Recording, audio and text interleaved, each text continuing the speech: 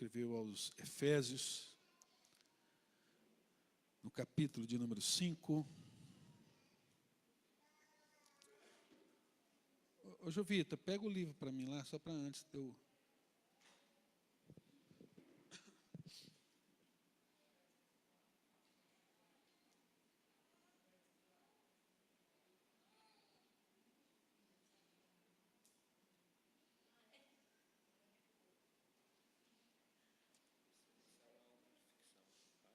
Esse é o último que saiu agora, né? É o quinto, né? É o que lançou agora, né? É o que lançou agora. Esse cara era um príncipe, virou imperador, depois morreu, foi para o inferno. O livro conta a história, é uma fuga alucinada dele, querendo sair do inferno. Lá ele encontrou o general de Herodes, Judas Iscariote, tem mais de 150 personagens. Irmãos, o pastor Robson, né, que é o pastor nosso lá na Índia, né? Que está lá há 25 anos trabalhando com os povos lá da Índia, já abriu centenas de igrejas naqueles vilarejos. Tem dedicado toda uma vida aí, né? Lá na Índia. E o pastor Robson, ele já escreveu vários livros sobre missões, e agora ele lançou um livro aí, chama Dolorosa de Radonã. É um livro de ficção que narra o encontro aí de mais ou menos 150 personagens da história e da Bíblia. Então, de como que essas pessoas se encontram lá no inferno e como é que é a vida deles lá, né? Mais ou menos assim. Então, é um homem de Deus. É um homem que tem um orfanato lá, né? Já abriu vários orfanatos. Atualmente, o que ele está respondendo, ele vai abrindo, vai formando líderes nativos, vai passando e vai abrindo outros. E agora está conseguindo transformar o atual orfanato, que tem 40 crianças. São 27 mulheres e 13 meninos, né? Numa escola. Então, esse livro aqui, além de ser um livro de ficção, tudinho, mas de fundamento bíblico, né? Mas é ficção. Você não vai sair pregando o que está aí, né? O que o general de Herodes lá, o cara, tal, né? É um livro de ficção. O Jovita está aí, que é o Jovita que coordena o trabalho do Robson aqui no Brasil, e ele está vendendo esses livros aí. Esses livros vão lá para ajudar a manter o trabalho lá na Índia. Quanto que é o livro, Jovita? R$30. Isso, R$30. Se você puder comprar, esse dinheiro está sendo aí para ajudar o orfanato lá, as crianças, o trabalho missionário do Robson lá na Índia. Amém? Então vamos abrir a palavra de Deus na carta que Paulo escreveu aos Efésios, no capítulo de número 5. Eu quero ler com os irmãos aí. Nós vamos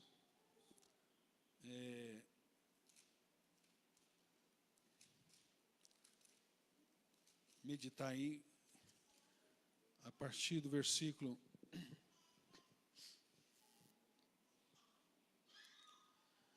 de número 22. Efésios 5, 22 diz assim: as mulheres sejam submissas ao seu próprio marido como ao Senhor, porque o marido é o cabeça da mulher, como também Cristo é o cabeça da igreja, sendo este mesmo o Salvador do corpo. Como, porém, a igreja está sujeita a Cristo, assim também as mulheres sejam em tudo submissas ao seu marido. Maridos, amai vossa mulher, como também Cristo amou a igreja e a si mesmo se entregou por ela, para que a santificasse, tendo-a purificado por meio da lavagem de água pela palavra, para apresentar a si mesmo igreja gloriosa, sem mácula, sem ruga, nem coisas semelhantes, porém santa e sem defeito. Assim também os maridos devem amar a sua mulher como ao próprio corpo. Quem ama a esposa, a si mesmo se ama. Amém? Vamos orar? Pai, nós te damos graça nessa manhã. Nós te louvamos em nome de Jesus pela tua palavra, que o Senhor venha falar conosco nessa manhã, Senhor. Que o Senhor venha nos dar direção, sabedoria, graça, para podermos discernir a tua vontade. É o que nós te pedimos, em nome do Senhor Jesus. Abra os olhos dos nossos corações. Tira, Senhor, a venda dos nossos olhos. Senhor, tira as escamas. Espírito Santo, traz revelação, Senhor, traz revelação. É o que nós te pedimos nessa manhã, para que possamos ser transformados de glória em glória, em o nome do Senhor Jesus Cristo. Amém. Queridos, nós vamos falar aqui acerca do sacerdócio do marido.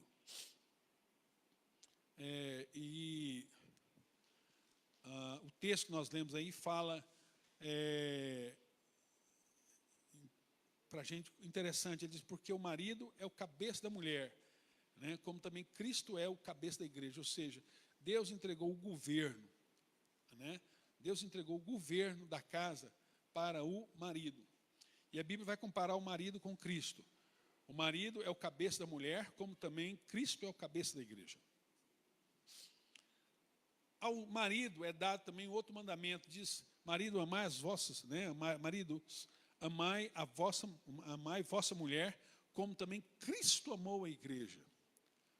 Ou seja, é um mandamento que é dado ao homem, é amar a sua esposa. A Bíblia não manda a mulher amar o marido, interessante. A Bíblia manda o marido amar a mulher. Quem tem muito amor para dar é o homem, né? E se você for analisar assim, essas questões românticas, você vai estar vendo sempre associada ao homem.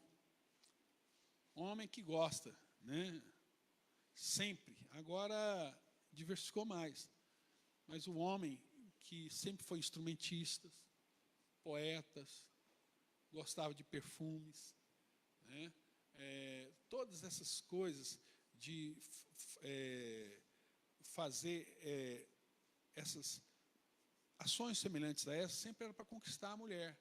O homem sempre teve esse papel na personalidade dele de ser essa pessoa romântica, né? De tentar conquistar a esposa. Então, porque isso é um mandamento de Deus, marido, amai a vossa esposa, né? Como Cristo amou a sua igreja, né? E aí ele vai falar de cuidado e proteção, né? E a si mesmo se entregou por ela. Ou seja, quando você cumpre esse mandamento, você se entrega incondicionalmente para sua esposa, para que a santificasse, ou seja, você faz tudo para que ela seja promovida, para que ela seja santificada. E o texto fala algo interessante aqui, ó, tendo-a purificada por meio da lavagem de água pela palavra, para apresentar-se a si mesmo, igreja gloriosa, sem mácula, nem ruga, nem coisa semelhante, porém santa e sem defeito. Aqui, ele está usando a figura do sacerdote. Paulo está usando nesse contexto aqui a figura do sacerdote. Ele fala aqui, olha, e a si mesmo se entregou por ela, para que a santificasse, tendo-a purificada por meio da lavagem de água pela palavra, para apresentar a si mesmo igreja gloriosa, sem mácula e sem ruga, nem coisa semelhante.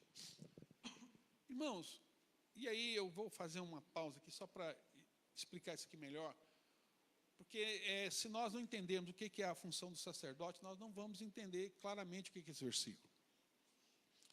No Velho Testamento, havia o dia da expiação, né?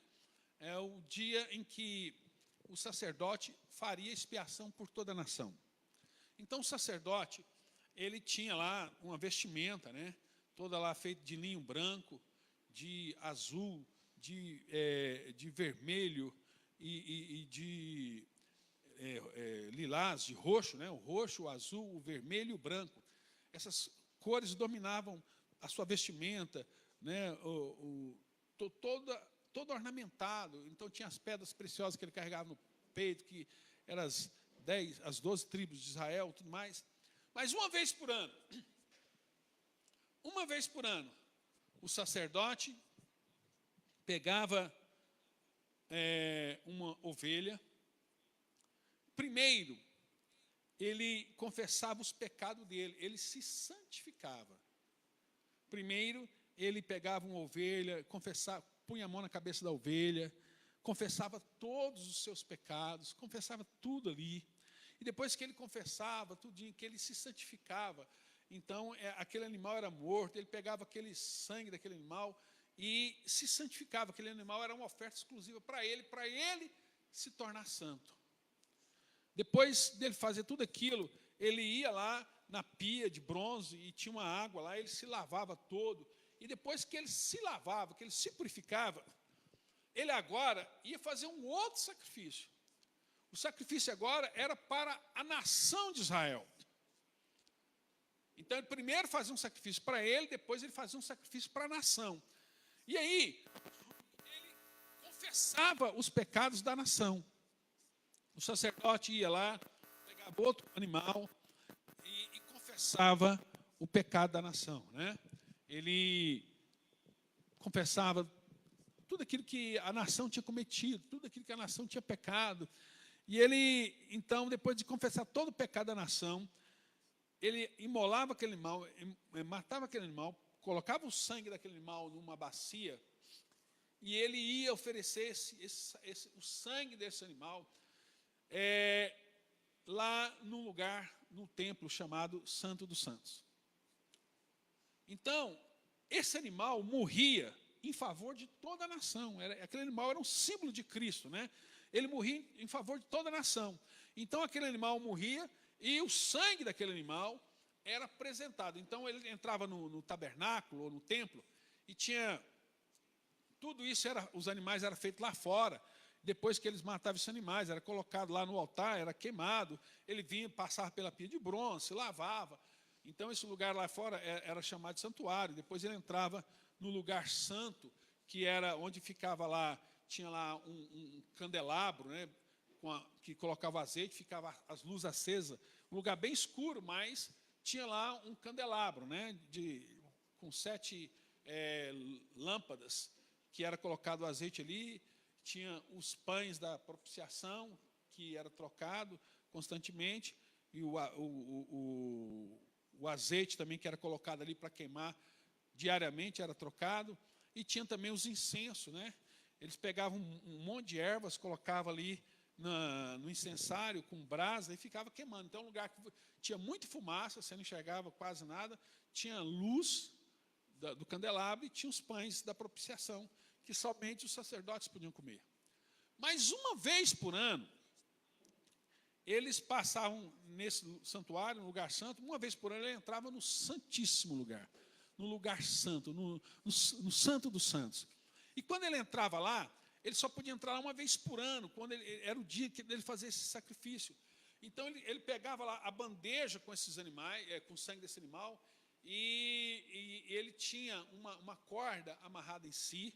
Então ele tinha uns sinos que, quando ele andava, os sinos ficavam fazendo barulho, né? E ele entrava no lugar santo. E diante da arca, lá no lugar santo, era completamente escuro, não tinha nada.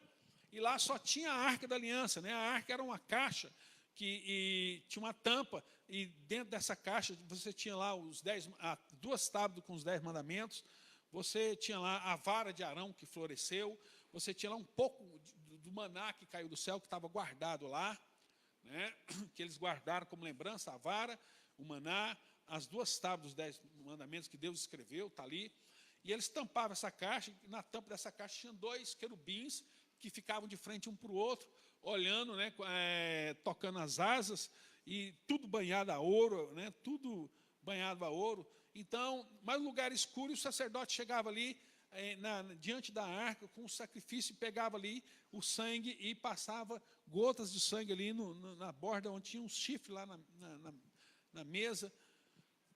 E ali, ele confessava o pecado da nação durante aquele ano. E ele se arrependia, ele estava ali representando o povo. O sacerdote, ele representava o povo, a nação. Se, presta atenção, se o sacerdote fosse um cara religioso, um cara que não levasse Deus a sério. Um cara que não fez aquilo de coração. Tudo aquilo que ele está falando ali não era de verdade, não era de coração, não saía do seu interior. Se o sacerdote tivesse em pecado, se o sacerdote não tivesse ali pronto para entrar naquele lugar ali, por qualquer razão de pecado, ele caía morto instantaneamente naquele lugar, né? Ele morria, porque isso significa que Deus não perdoou o pecado dele, e Deus não perdoou. E por que Deus não perdoou? Porque não houve arrependimento genuíno. Então, as pessoas ficavam lá de fora escutando.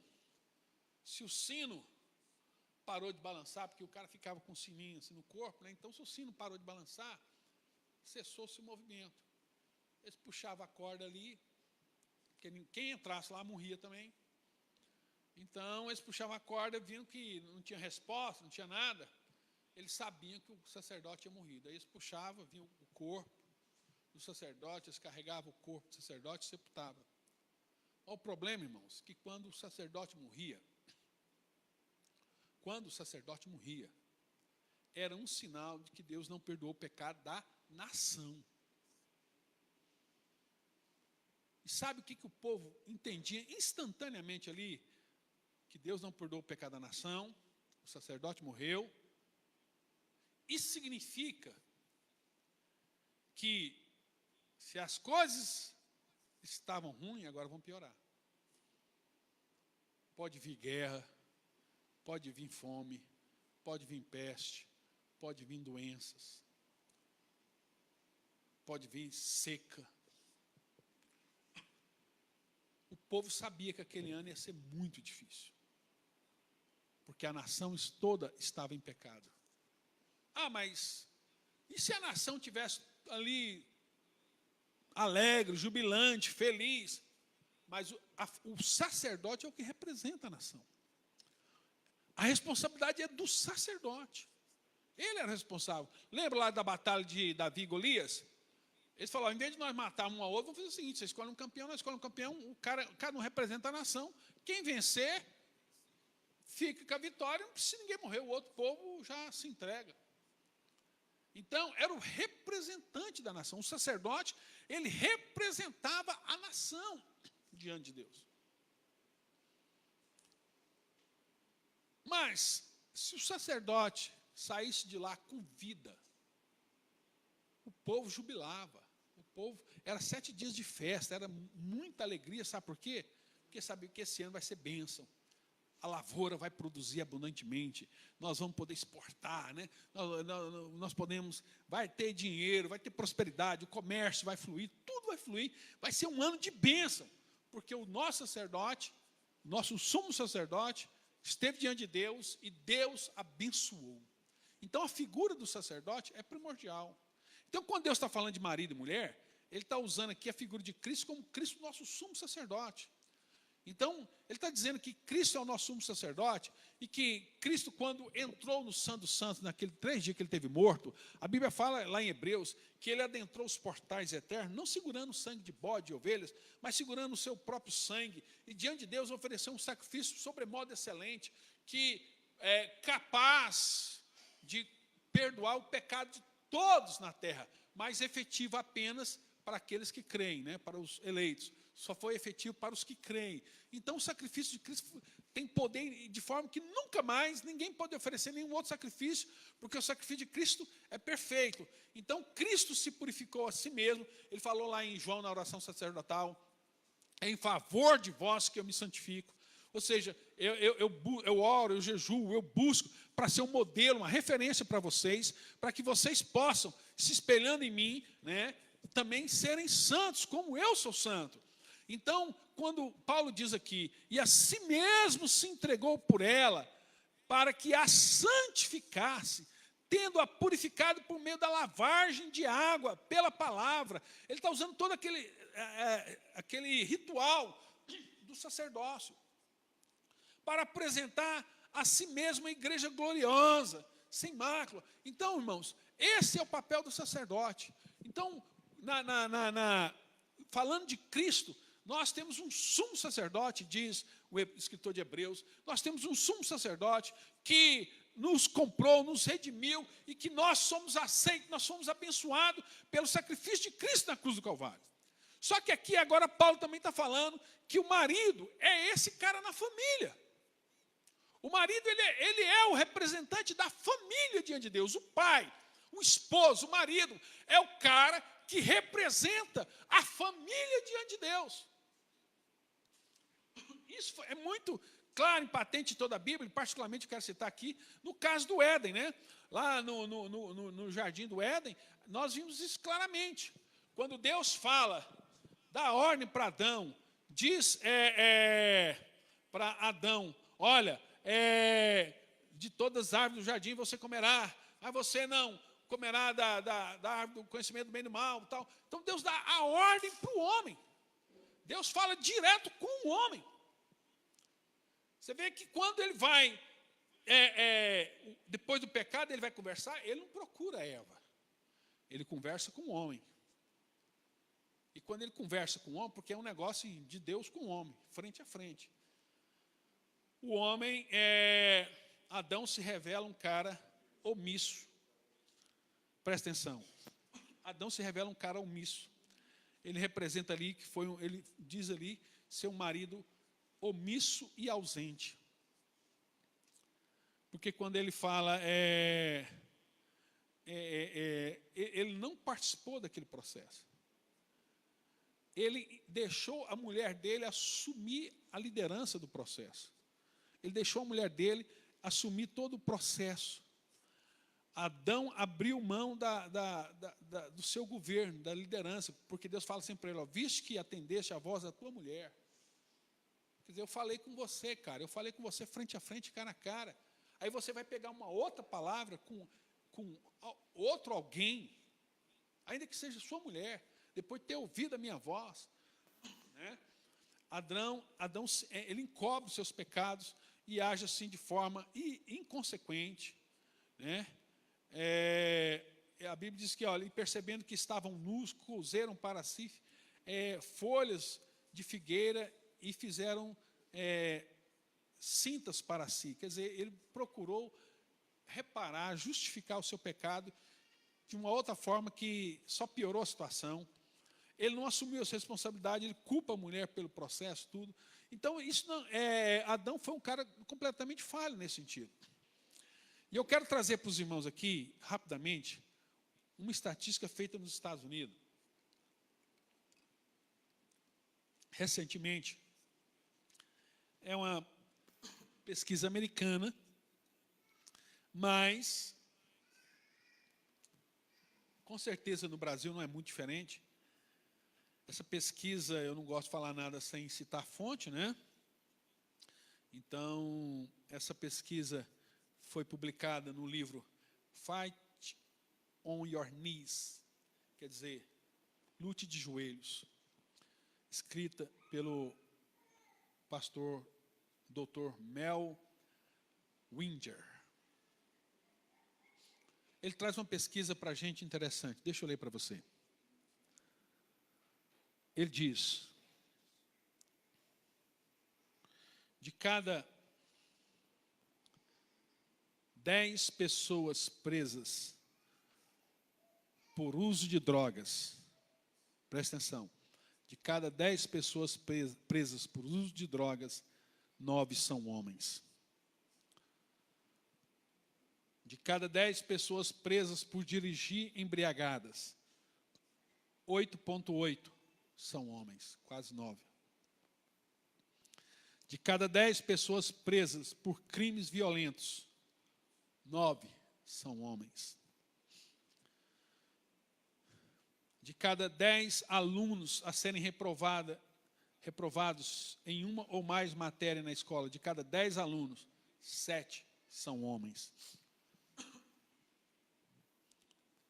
De cada 10 pessoas que cometem crime na adolescência, 8 são homens. De De cada 10 pessoas que cometem suicídio, 7,5 são homens. De cada 10 acidentes, de cada 10 pacientes que estão em instituições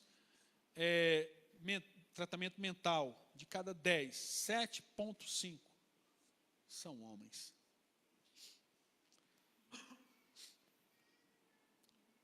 Jesus, citando o texto lá de Zacarias, quando ele fala da morte dele lá, ele diz assim: fere o pastor e as ovelhas ficarão dispersas. Mata o pastor, que as ovelhas ficarão dispersas. Mata o líder, mata o responsável. Então, irmãos, não é o diabo, as pessoas falam, o diabo quer destruir a família. É verdade, o diabo quer destruir a família. E como é que o diabo destrói a família? Atacando o homem. Mulheres, vocês precisam entender isso.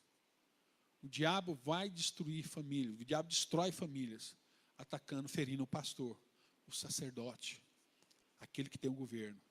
Como diz a palavra de Deus, e Jesus citou esse versículo depois: fere o pastor, que as ovelhas ficam perdidas. Pega o pai, deixa o pai ficar envolvido com alcoolismo, o resto você pode deixar por conta. Com drogas, comissão, irresponsabilidades, inconsequentes. Envolve o homem em qualquer coisa dessa natureza. É triste. A gente vê em alguns lugares, né, aquele ajuntamento de mendigos, e a maior parte são homens, alcoolizados, drogados, e aqui, às vezes, no sinaleiro você tem aqui, nesse cruzamento, e você vê, na sua maioria, são homens, que foram completamente destruindo da sua hombridade, das suas responsabilidades. Em Anápolis tem uma missão muito conhecida, a Missão Vida, que cuida de mendigos. Foi a primeira instituição a cuidar de mendigos no país. E o reverendo Wildo, que é o presidente, uma vez dando uma entrevista, até no Jô Soares, o reverendo Wildo, que um tempo atrás quase morreu, né, passou um problema seríssimo aí. Ele fala o seguinte: desses andarilhos que você vê na rodovia, você está dirigindo assim, ó, esses andarilhos, muitos deles carregam saco, porque saco, viu? Eles carregam muito saco. Sabe, você pensa, o que esse cara está carregando aquele saco? Pedra. Não tem nada ali. Geralmente, muitos carregam pedra. Ele já recolheu vários na instituição. Dentro dos que ele recolheu, ele já encontrou juiz de direito, que estava sumido, advogados, engenheiros, médicos. Andarilho. Que por causa de álcool ou drogas, abandonou a família e sentindo-se rejeição, falta de apoio, o cara começou a andar. E é isso que o diabo faz. A função do diabo é destruir o homem. O alvo do diabo é o homem. As esposas precisam entender isso. As esposas precisam entender isso. Para você se levantar como intercessora, ajudadora, auxiliadora. E não, às vezes, vigiando, principalmente para não ser um instrumento do diabo para completar essa missão do diabo, que é matar, roubar e destruir. Esse negócio é tão sério que no mesmo livro, onde ele cita essa pesquisa, o Dr. Mel Winger, ele vai citar uma outra pesquisa que é interessante. Ele diz assim: quando 100 crianças se convertem, preste atenção nessa estatística, quando 100 crianças se convertem, a igreja recebe, em média, 3,5 novas famílias. Converter uma criança na igreja, ela consegue, geralmente, de cada 100, ela vai trazer 3,5 famílias para a igreja. Ou seja, é muito difícil uma criança que converte, igual a Jô citou aqui, o pai leva para a igreja, manda para a igreja, igual a Juliana também citou, Uma vez que o pai dela leva lá na igreja, mas não vai. De cada criança que converte, de cada 100, apenas 3 novas famílias, 3,5 novas famílias vêm para a igreja. Quando 100 mulheres, presta atenção, quando 100 mulheres se convertem à igreja, em média, 17 novas famílias. De cada 100 mulheres, 17 vai vir, vai trazer o marido, vai trazer os filhos. De cada 100 mulheres, 17 conseguem isso. Que foi o caso da Jo, né? Quando 100 homens se convertem, presta atenção. Quando 100 homens, quando 100 crianças convertem, 3,5 famílias. Quando 100 mulheres convertem, 17 novas famílias. Quando 100 homens se convertem, a igreja recebe em média 93 famílias. Isso é estatística, são dados científicos. Quando o homem se converte, ele traz consigo, de cada 100, 93 traz a família com ele. Nós vivemos, as pessoas falam que o Brasil é uma sociedade matriarcal. Lê do engano. Vamos rapidamente fazer uma análise. A criança, ela é gerada no útero de uma mulher. Quando ela nasce, geralmente, tem toda uma equipe de enfermeiras que vão cuidar daquela criança. Ela fica a maior parte do tempo sendo amamentado pela mãe. E o pai, geralmente, não participa desse processo. Ela, quando vai para a escolinha aí, mesmo criança, a maior parte dos professores são mulheres. Até mesmo os de educação física. Pouco envolvimento, pouca relação com pessoas do sexo masculino. Se convertem, né, todo o seu processo, sua vida, ela recebe uma influência feminina, uma carga feminina muito forte. E aí você fala, pastor, mas o que tem de errado nisso? Tem porque a Bíblia nos orienta. É papel do homem, e o homem tem se eximido desse papel, de participar de todo o processo, desde a concepção, né, do filho. Por exemplo, você pode ajudar desde a gestação da sua esposa. O pai conversando com o seu filho na barriga da sua mãe. Na barriga da esposa. O menino nasceu, participar ativamente. De que forma? Trocando as fraldas, dando banho, né? Levantando à noite, deixando folgando, aliviando a tensão da esposa que ficou o dia inteiro com a criança. E eu falo isso assim, com propriedade, porque eu fiz isso. Aliás, minha esposa, assim, à noite, eu poupava ela, eu que cuidava dos meninos à noite. Aí ela fala que é porque eu tenho o sono pesado, né? Então ela tem um sono leve. Mas, independente disso, eu fazia isso, eu trocava os meninos. Isso é muito importante, porque hoje eu vejo meu filho fazer a mesma coisa.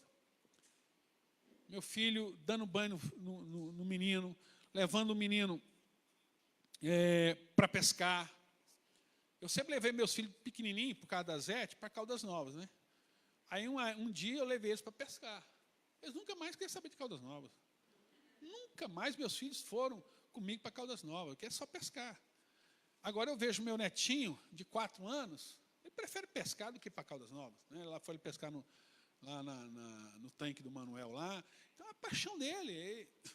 Essa relação de pai e filho, de sair, de brincar, de se envolver, de jogar bola junto, de ver o pai amando a esposa, beijando, acariciando, brincando. É importante os nossos filhos verem isso, a troca de afeto, porque a menina vai aprender, Porque o pai é o referencial, como eu disse na semana passada. Ele é o responsável por imprimir o caráter, a moral. A Bíblia fala, a moral, os valores da criança. É o pai que passa. Ensine à criança o caminho que ela deve andar.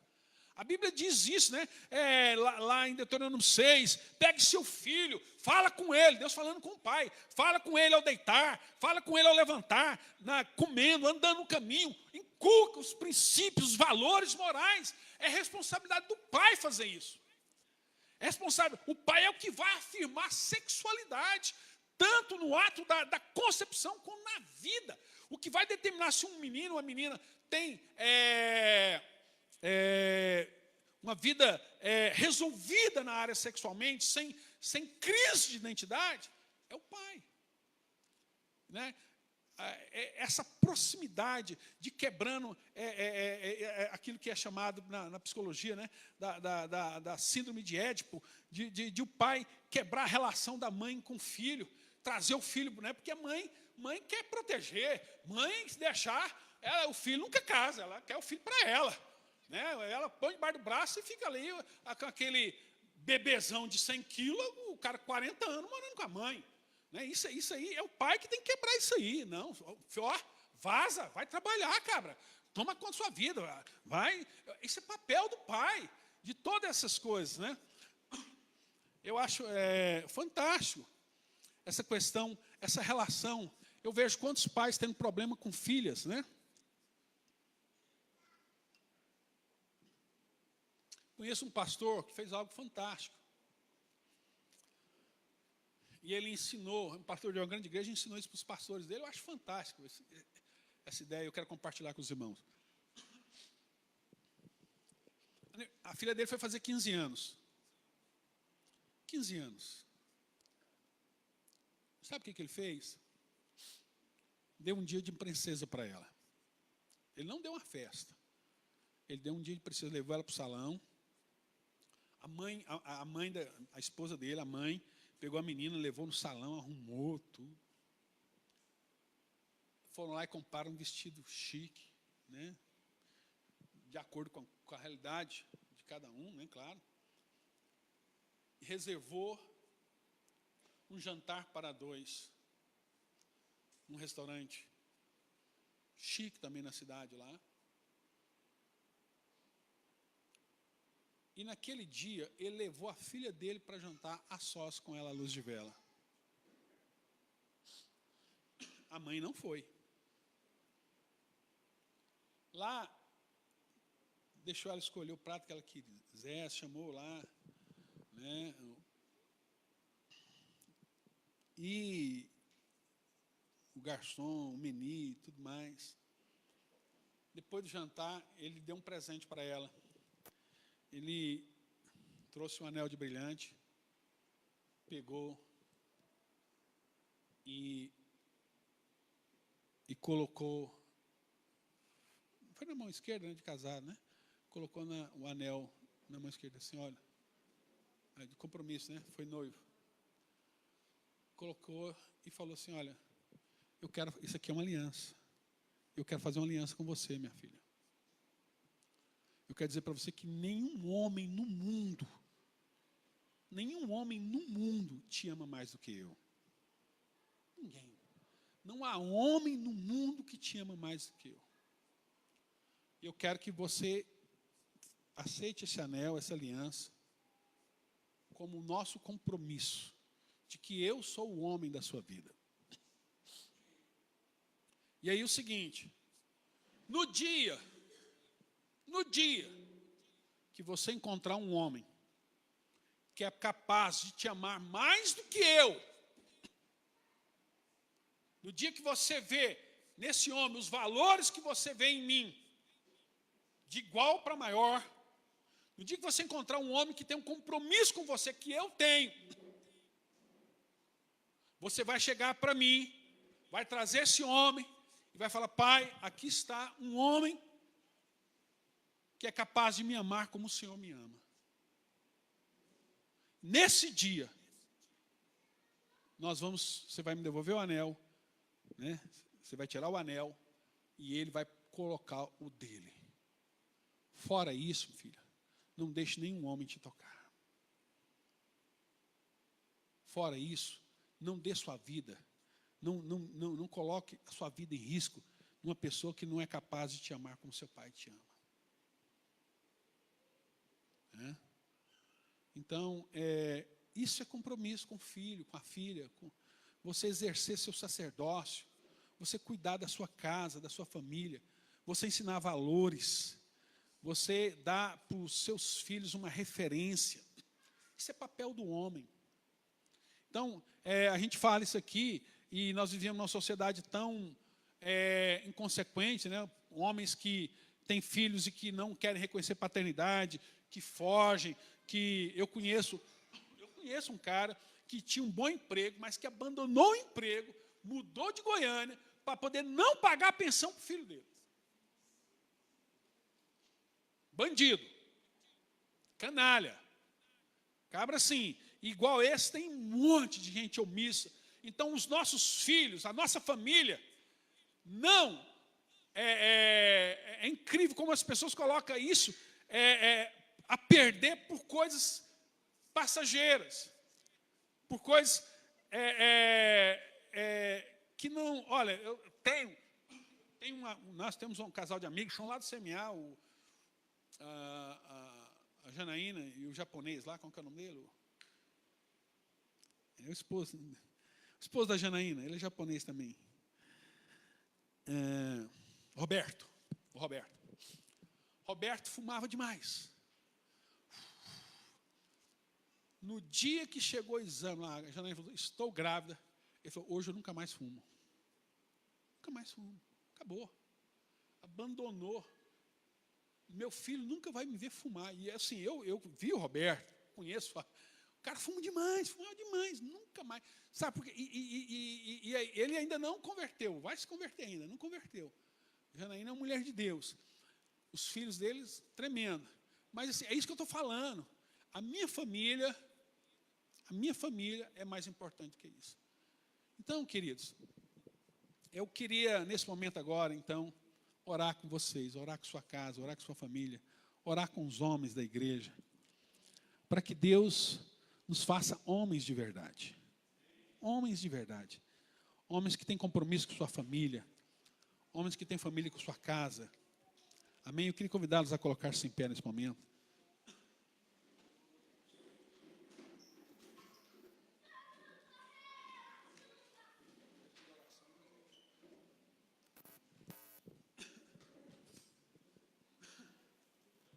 Amém, Senhor. Nós te damos graças. Nós te bendizemos porque aqui estamos na tua presença, Senhor, para te louvar, para te adorar, para te glorificar. O Senhor é o Deus das nações. O Senhor é o Deus altíssimo, Criador do universo, Criador dos céus, da terra e do mar. Aqui estão, Senhor, as nossas famílias. E aqui estão, Senhor, particularmente os homens que o Senhor escolheu. Faz de cada um de nós, Senhor, um homem semelhante a Cristo. Que possamos viver esse evangelho genuinamente, Senhor. Genuinamente. Que possamos glorificar o teu nome. Que possamos ser esse sacerdote, o canal de bênção para a sua família. O representante. Eu sei que diante de ti eu represento a minha esposa, os meus filhos, os meus netos, porque eu sou, o Senhor colocou a mim e a cada homem aqui como sacerdote da sua casa, e que a bênção e a maldição vêm através da vida do sacerdote. O que determina, Senhor, a longevidade, a prosperidade, a comunhão, a graça, a harmonia, é o sacerdócio. Em o nome do Senhor Jesus. Em o nome do Senhor Jesus. Eu abençoo cada sacerdote que está aqui, Senhor. Em nome do Senhor Jesus, eu abençoo a sua vida, eu abençoo a sua casa, eu abençoo a sua família. O Espírito Santo vai te dar sabedoria, o Espírito Santo vai te dar intrepidez, o Espírito Santo está te dando essa manhã ousadia, para que você realmente assuma diante de Deus o seu compromisso, o seu papel de homem, o seu papel de sacerdote. É através da sua vida que a sua família vai prosperar, é através da sua vida que a bênção de Deus vai fluir. Eu abençoo o seu casamento, eu abençoo a sua relação com a sua esposa, Em nome de Jesus, muda. Se tiver que mudar, vai mudar agora, em nome do Senhor Jesus. Se tem algo para ser abandonado, que seja abandonado agora. Se há algo para ser transformado, seja transformado agora, em nome de Jesus. Em nome de Jesus, eu abençoo a sua casa, eu abençoo a sua família. Nós entregamos esses 21 dias de jejum, Senhor, em prol da família. Ajuda-nos a sermos homens de verdade, Senhor. Homens compromissados com a tua obra, com a tua causa, com a nossa família, com a nossa esposa, com os nossos filhos. Em nome de Jesus, em nome de Jesus, em nome de Jesus. Toma, Senhor, as nossas vidas nas tuas mãos. Em nome de Jesus, nós declaramos a bênção do Senhor sobre a vida dos irmãos. Amém.